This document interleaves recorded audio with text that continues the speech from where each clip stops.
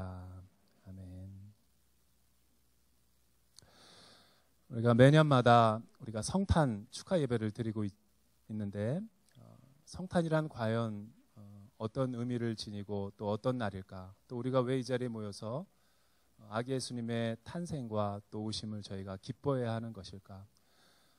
성탄절은 연인들끼리 데이트하는 그런 날이 아니죠. 그리고 또 가족들과 함께 맛있는 또 패밀리 레스토랑에 가서 또 외식하는 그런 즐거움의 시간이 아니죠. 또 이 연말연시에 또 여러 가지 환경과 또 상황에 의해서 또 슬프고 우울한 일이 많은 우리 많은 분들은 또 절망하거나 또 자기 한계를 느끼면서 체념하는 분들이 많이 있지만 성탄절은 어떤 외적인 환경과 상황에 따라서 슬퍼하거나 또 기뻐하지 않을 수밖에 없는 그런 환경의 제약을 받는 날도 아니죠. 성탄절이란 신약 성경에서 마태복음은 아기 예수님께서 이 땅 가운데 나심은 베들레헴에 나심은 하나님의 말씀과 또 언약의 성취에 의해서 성취된 큰 기쁨의 날이라고 선포하고 있습니다. 그리고 유대인의 왕으로 오셨을 뿐만 아니라 누가복음은 이 아기 예수님의 탄생을 매우 역사적인 사실에 근거해서 아구스도 왕의 칙령에 의해서 또 수리아 총독이었던 구레네 왕에 의해서 그 시대적인 상황에 오실 수밖에 없었던 또 소외되고 외로움과 또 죽음과 죄의 그늘에 있는 이방인들의 구원의 뿔로 오셨다라고 증언하고 있습니다. 마가복음은 이런 예수님의 탄생과 족보에 대해서는 많은 관심을 갖지 않지만 예수 그리스도를 이 땅 가운데 오신 이유가 대속의 사건으로 오셨다. 그래서 고난받는 종이고 하나님의 아들이 십자가를 지기 위해서 우리에게 구원과 생명을 주기 위해서 오셨다라고 증언합니다.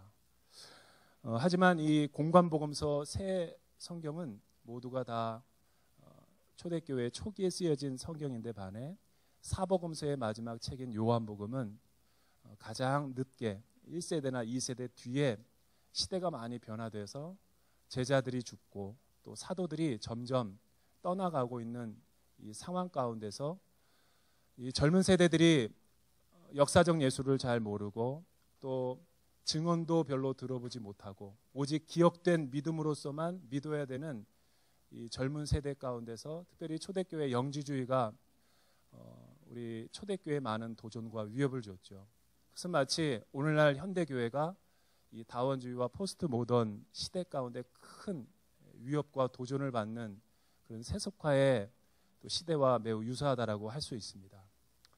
이 위기의식 속에서 요한은 젊은 세대들에게 맞는 복음을 증언하기 위해서 그 당시 영주주의의 용어였던 시장 언어와 또 젊은 세대의 용어를 선택해서 이 요한복음을 또 예수 그리스도의 나심을 기록하고 있는 것을 봅니다.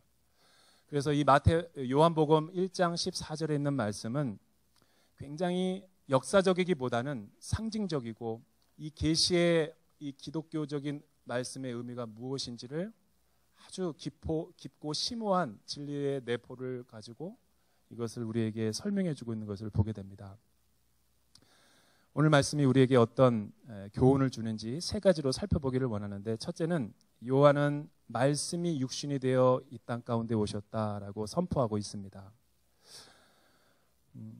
하나님이 사람이 되신 그 사건을, 아기 예수님의 탄생을 일컬어서 사도 요한은 말씀이 육신이 되었다라고 알 듯 모를 듯한 언어로 우리에게 소개를 해주고 있는데, 이 말은 우주를 창조하신 창조주가 이 땅에 살기로 거주하기로 작정하셨다라고 우리 몽고메리 우리 목사님은 이 표현을 설명하고 있지만, 그보다 더 정확하게 이 표현을 설명하는 것은 더 메시지라는 유명한 성경에서 이 본문을 이렇게 번역한 유진 피터슨이 저는 가장 정확하게 번역했다라고 생각합니다. 하나님의 아들로서 하나님께서 이 초월적인 세상에서 이 유한한 세상으로 파송된 이 사건은 예수님이 우리의 이웃이 된 사건이다. 그래서 그는 이렇게 번역을 했습니다. Jesus became our neighbor. 예수님께서 우리의 가까운 이웃이 되셨다. He was closer to us. 조금 더 가깝게 친밀하게 오신 분이다 라고 번역을 했습니다. 이 말이 우리에게 의미하는 바가 무엇일까요? 말씀이 육신이 된 것은 초자연적이신 분이 유한한 이 땅의 세계 가운데 침투하셨다라는 것이죠. 순환론적으로 계속 매일 쳇바퀴가 돌아가는 체념과 허무주의와 공허 가운데 살 수밖에 없던 우리 유한한 인생의 삶을 깨뜨리시고 직선적인 역사관으로 우리 가운데 오셨다라는 것이죠. 말씀이 육신이 되셨다라는 것은 하나님이 주도권을 가지시고 저와 여러분의 인생 가운데 하나님의 왕으로 이 땅 가운데 오셨다라는 것을 설명하고 있습니다. 그래서 기독교는 이성의 종교라기보다는 계시의 종교라고 많이들 이야기를 합니다. 여기서의 계시는 이성이 필요 없다라는 것이 아니라 이성도 포함하지만 이성을 뛰어넘는 하나님의 초자연적인 진리의 말씀이다라는 것이죠. 예를 들면 저는 여기에 온 지가 딱 25일째 되는데 아직 대전 온누리교회 성도님들과 가깝지 않고 아직 저에게 이렇게 친밀하게 다가오지는 않지요. 그러나 여러분들은 저에 대해서 알고 있다고 가족들과 많은 사람들에게 말하죠. 온누리교회, 대전 온누리교회 새로운 목사님이 오셨는데 여러 가지 아는 것들, 정보들을 막 이야기하죠. 우리가 하나님에 대해서 안다고 하지만 하나님에 대한 알면 인포메이션이나 정보의 알미 아니라 관계적인 알미죠. 다른 말로 하면 계시는 계시자가 알려주는 만큼 알 수밖에 없는 거예요. 제가 여러분들에게 저에 대해서 어느 정도의 정보와 지식을 주지 않으면 그 이상의 정보를 알 수 없죠. 그러나 저와 여러분들이 시간이 흐르면서 관계적으로 서로 조금씩 알아가고 또 여러 가지 신뢰가 쌓이면 우리는 더 그만큼 관계적인 알을 체험하게 되는 것이죠. 그래서 성경의 모든 말씀은 이성으로도 이해가 되면서 우리가 알게 되지만 이성으로 다 깨달아지지 않고 순종하는 것만큼 우리가 깨닫고 알 수 있게 되는 것이죠. 이것을 성경에서는 기독교가 계시의 종교다라고 말을 하고 있는 것입니다. 그렇다면 왜 예수님께서는 이 땅 가운데 우리를 또 우리에게 가까운 이웃이 되고 친구가 될 만큼 찾아오셨는가? 그것이 사도 요한이 우리에게 갖고 있는 영적인 문제와 또 진리에 대한 사실인 것이죠. 왜 예수님은 하나님의 아들로서 인간이 되셨는가? 그 이유는 하나님이 우리를 사랑하셨기 때문에 우리에게 죄인들을 구원하시려고 이 땅 가운데 낮아져 오셨다라는 것입니다. 그래서 말씀이 육신이 됐다라는 말은 하나님이 우리 인생의 주도권을 갖고 우리를 다스리고 통치하기 위해서 오신 사건이다라고 볼 수 있습니다. 우리 인생은 매년 연말연시 되면 여러 가지 후회하고 또다시 새로운 결심을 반복적으로 하죠. 주문진을 갔다 오고 새로운 해돋이를 보면 마치 새로운 일이라도 생길 듯 우리는 새해를 맞이하기도 합니다. 좋은 플래너를 사서 캘린더를 사서 거기다가 새로운 계획을 짜면 새 아침을 맞이할 수 있다고 생각합니다. 하지만 그렇지 않죠.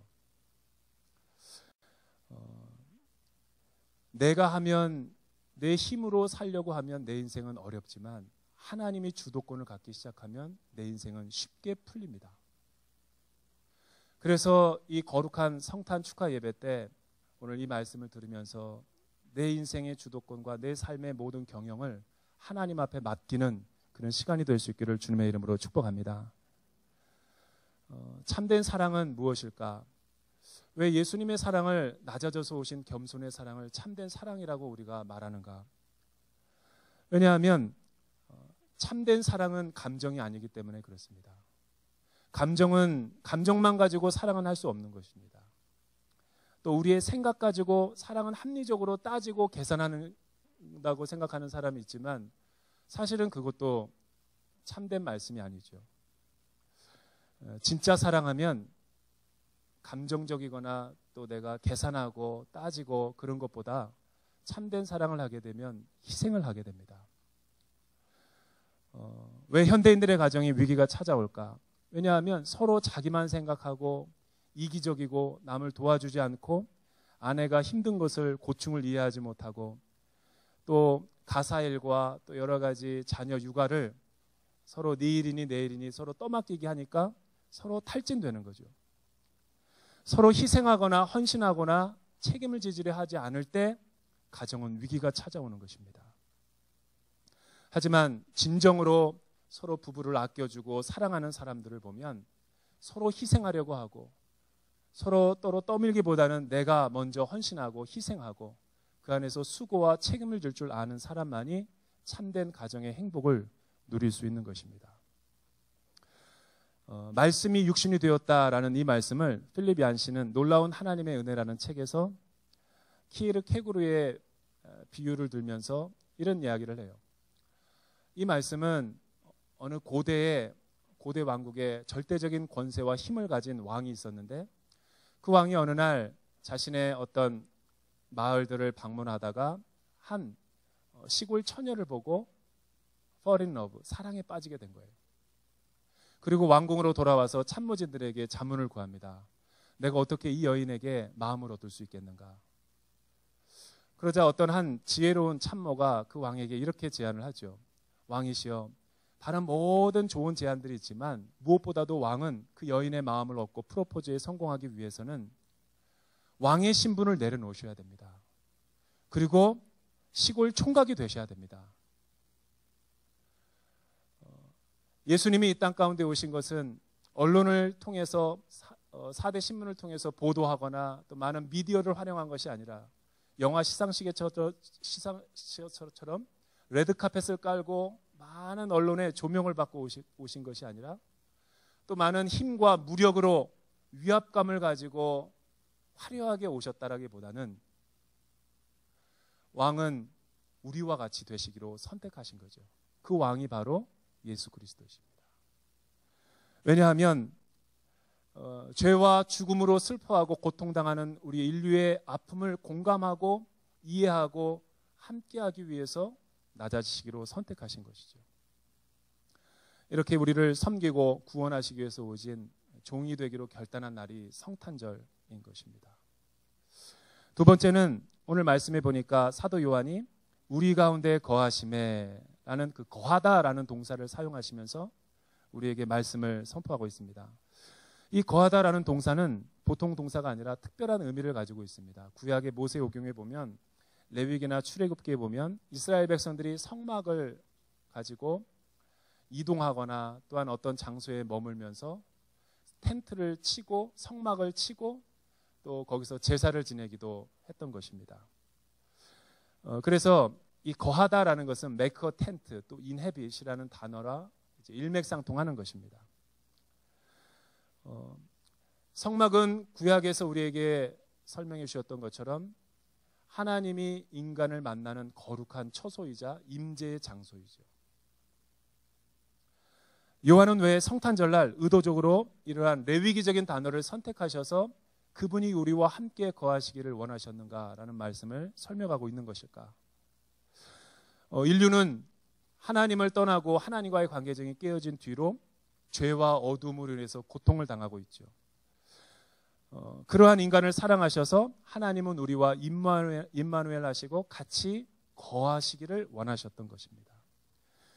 우리를 만나기를 원하셨고 우리와 함께 영생하기를 원했지만 우리의 사람의 내면에는 죄가 있기 때문에 하나님의 거룩한 성품은 죄를 싫어하시고 죄인들과 같이 동거할 수 없는 한계성을 갖고 있는 것입니다. 하지만 이 성막 안에 제물을 통해서 불태워지고 향기로운 향축 제물이 드려질 때 하나님이 우리를 거룩하고 의롭다 칭하시고 우리를 만나주신다라고 약속하셨기 때문에 기독교가 아닌 교회 다니지 않는 많은 사람들은 이 기독교를 예수 믿고 천국 간다고 할 때 거부 반응을 일으켜요. 그리고 기독교는 왜 이렇게 배타적이고 독선적이고 이기적이냐 라고 말하는데 그거는 사실은 구약의 레위기와 출애굽기를 잘 이해하지 못해서 그런 것입니다. 또 더군다나 하나님의 성품이 거룩하시다라는 것이 인간의 죄된 성품과 서로 충돌을 일으키기 때문에 그런 것이죠. 하나님은 온 우주 만물을 창조하시고 편지해 계시고 우리 모두를 사랑하십니다. 모든 이들이 구원받기를 원하시고, 그렇지만 하나님은 모두를 구원하시고 모두를 사랑하시기 원하시지만 어떤 특별한 민족, 특별한 나라, 특별한 사람, 특별한 처소에 더 깃들기를 원하시는 것입니다. 왜냐하면 하나님은 죄가 없으신 거룩하신 하나님이시기 때문에. 세계적으로 유명한 그 베스트셀러 작가 토미 태민이라는 작가의 책을 읽어봤던 적이 있어요. 다윗의 장막, 하나님의 관점, 이런 중요한 책들을 쓰셨는데, 그분은 원래 잡이 뭐냐면 복음 전도자예요. 복음을 날마다 전도하고 또 전하는. 자기가 캠퍼스 다닐 때 선교단체에서 사역을 할 때 시간이 될 때마다 자기 집에 친구들을 초대해서 피자를 사주고 콜라를 사주면서 서로 관계 전도를 했다 그래요. 그런데 어느 날 미국 사람들은 저보다 등치가 더 크잖아요. 뚱뚱하고. 근데 어떤 친구를 전도했는데, 그때는 자기가 직장이 없어서 굉장히 가난해서 그냥 사과가 작겠다는 거 놓고 그냥 의자 갖다 놓고, 간이 의자 어디서 가라지 세일에서 사다가 놓고 변변치 못한 생활에 최선을 다해서 피자로 섬겼는데, 이 거구의 몸에 우리 친구가 자기 집에 오더니 문을 열더니 계속 들어오지 않고 신발을 벗지 않고 두리번 거리더래요. 들어오라고 그랬더니 쭈뼛쭈뼛거리고 들어오지 않는 거예요. 그리고 자기가 어디에 앉아야 되는가 보고 그 간이 의자에 딱 앉았는데, 토미 태미가 계속 복음을 증거하고 십자가를 증거했는데 10분을 견디지 못하고 계속 몸을 뒤틀더래요. 몸을 튀는 이유가 불편하니까. 결국 그날 전도는 실패했다라는 거예요. 영접을 했는데 영접 기도도 안 하고 가버린 거예요. 그러고 나서 6개월이 지나고 다시 한번 세컨드핸드로 어디 가라지 세일에서 이렇게 해서 좀 소파 같은 걸 자기가 준비할 수 있었대요. 그리고 이번에는 자기가 친히 스파게티를 직접 만들어서 복음을 전도하려고 그 친구를 6개월 만에 다시 초대한 거예요. 초대했더니 이번에도 두리번 거리더래요. 들어오라고 그랬더니 이번에는 신발을 금방 벗더니 소파에 앉더니 너무 행복해 하더래요. 편하니까. 그리고 그때 3시간 동안 교제하고 복음을 전했을 때 예수님을 영접하기로 결단을 한 거예요. 그 친구를 보면서 토미 태미가 깨닫게 된 한 가지 진리가 있죠. 성령님이 어떤 분이시고 또 하나님이 어떤 분이신가라는 것을 그때 깨달았다는 거예요. 하나님은 모든 사람을 사랑하시지만 모든 사람을 편안해하는 것은 아니다. 하나님은 어떤 민족, 어떤 장소에 더 깃들기를 원하시는데 그 사람이 어떤 사람이냐면 예수의 피로 거듭나고 또 구별되고 마음이 가난한 사람들을 교만한 사람들보다 더 편안해한다는 거예요. 여러분, 교만이란 어떤 사람을 우리가 교만하다고 말합니까? 교만은 당연하지 않은 것을 당연하다라고 여기면서 살아가는 사람이 교만한 사람이에요. 그동안 인생을 살아오면서 자기는 수많은 사람들의 사랑과 섬김과 베품을 받았음에도 불구하고 그 은혜와 사랑을 다 까먹어버리고 마치 자기가 잘해서 자기가 잘나서 여기까지 온 줄 알고 의기양양한 사람을 우리가 보통 교만하다라고 말하는 거예요. 그러면 겸손하다 그럴 때 우리는 왜 예수님에게 겸손하다고 말하는가? 겸손은 당연히 누려야 되고 당연히 물질과 성공과 많은 것을 성취해서 누려도 되는데 그 특권과 권리를 포기하고 누리지 않는 사람을 볼 때 우리는 겸손하다라고 말하는 거예요. 누려도 되는데 누리지 않을 때 그리스도인들의 교회에 힘이 생기는 거죠. 세계에 많은 세계적인 오페라의 공연이 있고 성악의 스케줄이 있는데 그 스케줄을 다 취소하고 자기 어머님이 세례받기 때문에 모든 일정을 조절해서 대전 온누리교회 와서 크리스마스 성탄 노래를 불러준 홍혜란 우리 집사님을 보면서 겸손함을 느낄 수 있는 거예요. 만약 우리 대전 온누리교회 목사님들과 또 장로님들, 권사님들, 리더십인데 마땅히 존경과 사랑을 받고 그렇게 하지 않아도 되는데 고무장갑을 끼고 화장실을 청소하고 또 밑에 1층에서 안내를 서고 주차 봉사를 하게 되면 대전 온누리교회가 3,000명, 4,000명으로 부흥하는 거죠. 여러분, 우리 대전 온누리교회는 섬겨야 될 영역들이 되게 많아요. 챔버도 더 많아져야 되고 2층에 계셔서 아직 대전 온누리교회 등록 안 한 성도님들이 있다면 오늘 같은 날에 등록도 하시고 또 이 주차 안내 봉사한 분들은 지금 몇 년째 혼자 하고 있다는데 더 많이 가서서 돕고, 북누리라는 이렇게 그 북한 탈북민들 중국어 예배, 소외된 우리 외국어 예배 가서 많은 사랑과 또 따뜻한 식사 한 끼를 대접할 때 이 성탄절 크리스마스가 더 의미 있고 따뜻해지는 거죠. 세 번째는 세 번째 말씀을 보면 은혜와 진리가 충만하다라고 표현하는 거예요. 성탄절에 나신 아기 예수는 어떤 분이신가? 그는 죄가 없으신 동시에 은혜와 진리가 충만한 분이다라고 사도 요한이 선포하고 있죠. 은혜란 무엇일까? 은혜란 무조건 사랑을 베푸는 거예요. 어떤 조건이나 이유를 달지 않고 있는 모습 그대로 사랑을 해주는 거죠. 진리는 그 반대로 하나님의 정의와 심판과 공의를 의미하는 거예요. 그런데 이 두 가지의 속성은 사람들의 성품은 서로 충돌을 일으키는데 거룩한 하나님의 성품에서는 충돌을 일으키지 않아요. 모순이 없는 거죠. 이 표현은 세상에서 교회와 그리스도인들이 어떻게 살아가야 되는가 존재 양식을 보여주는 거예요. 대전 온누리교회가 이 사회와 이 지역 사회와 어떤 관계성을 맺어야 되는가 표현해주고 있는 거죠. 교회는 세상에 어떻게 존재해야 될까? 교회에 오면 어떤 사람은 늘 은혜만을 강조하는 분이 있어요. 사랑을. 또 반대로 어떤 사람들은 늘 진리만 이야기하는 사람이 있어요. 옳고 그름을 따지고 왜 되냐, 왜 안 되냐 이것만을 이야기하는 사람이 있어요. 그러나 제가 보기에는 은혜를 좋아하는 사람은 진리를 사랑해야 되고 진리를 더 사랑하는 사람은 조금 더 사랑을 이야기해야 되는 거예요. 교회와 그리스도인은 이 세상의 한복판에 존재하지만 동시에 거룩해야 되는 것이죠. 세상이라는 바다 위에 떠 있지만 그 배 안으로 물이 들어오서는 안 되는 거죠. 오늘날 그리스도인들은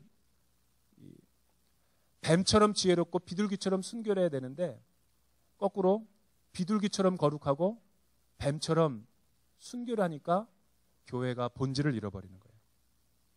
오늘날 우리 시대는 교회가 세상을 걱정하는 것이 아니라 세상이 교회를 걱정하는 시대가 되어버렸어요.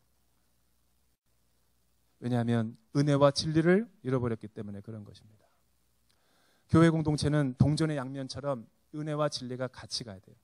그러나 굳이 둘 중에 하나를 선택하라면 오늘 은혜와 진리가 충만하다 할 때처럼 은혜가 먼저 오는 거예요. 여러분, 예수님께서 우리를 사랑하실 때 조건 때문에 사랑하신 것이 아닙니다. 무엇 한다면 내가 너를 사랑하겠다, 구원하겠다라는 것이 아닙니다. 무엇 때문에 내가 너를 더 사랑한다라고 하는 것이 아니에요. 그럼에도 불구하고의 사랑이죠. 믿음 안에 들어오면 구원받을 때는 있는 모습 그대로 와야 되는 것이죠. 그러나 믿음 안에 들어온 뒤에는 있는 모습 그대로 과거처럼 살면 안 돼요. 매일매일 훈련을 통해서 말씀을 통해서 성장하고 새로워져야 되는 것입니다.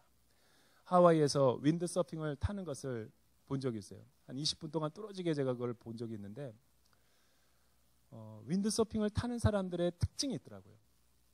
그 집채만한 파도가 몰려오는데 어떻게 아무것도 갖지 않고 서핑을 탈 수 있을까? 근데 그 사람의 시선은 파도에 있지 않는 걸 보게 돼요. 물 밑을 보게 되는 거예요. 물 밑으로 들어가야지만 파도를 탈 수 있는 거예요. 세상은 언제 변하는가? 대전 온누리교회가 2,000명이 넘고 많은 헌금이 있고 성도님들이 많이 온다라는 것에 자만할 때 세상은 감동과 변화를 일으키는 것이 아니에요. 충분히 자랑할 만하고 칭찬받아야 됨에도 불구하고 더 낮아지고 더 겸손하고 예수 그리스도처럼 세상을 섬길 때 이 세상은 감동을 받고 변화를 받는 것입니다. 저는 2018년 성탄절을 맞이하며 축복하며 이 겸손의 왕 예수 그리스도를 바라보고 묵상하는 오늘 이 한날이 되기를 주님의 이름으로 축복합니다.